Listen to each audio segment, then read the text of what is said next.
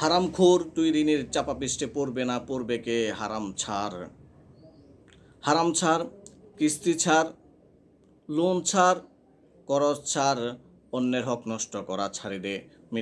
মিথ্যা কসম করা বন্ধ কর, প্রতারণা বন্ধ কর, জুয়া বন্ধ কর, তাস খেলা বন্ধ কর, মোবাইলে পাবজি খেলা বন্ধ কর।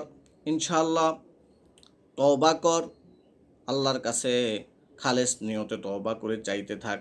ইনশাআল্লাহ আল্লাহ তাআলা তোকে ঋণ মুক্ত করে দেবে।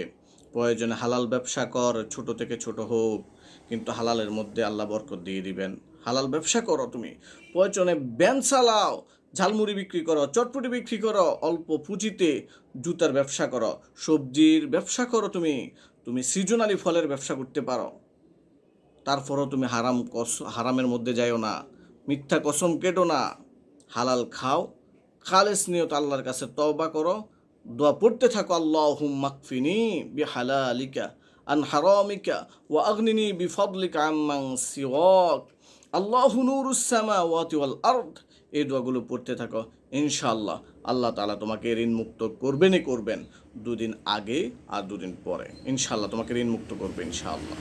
বেশি বেশি করে দুরূদ পড়তে থাকো আল্লাহ রাসূলের উপরে, আর দোয়া পড়তে থাকো, ইনশাআল্লাহ ঋণ থেকে তুমি মুক্তি পাবে। যদিও তোমার ঋণের বোঝা সমুদ্রের ফেনা পরিমাণ হয়ে গেছে, পাহাড় চুম্বি তোমার ঋণের বোঝা হয়ে গেছে, তবুও তুমি হকের পথে আসো, হালালের মধ্যে থাকো, আল্লাহ তাআলা তোমাকে ঋণ মুক্ত করবেন ইনশাআল্লাহ।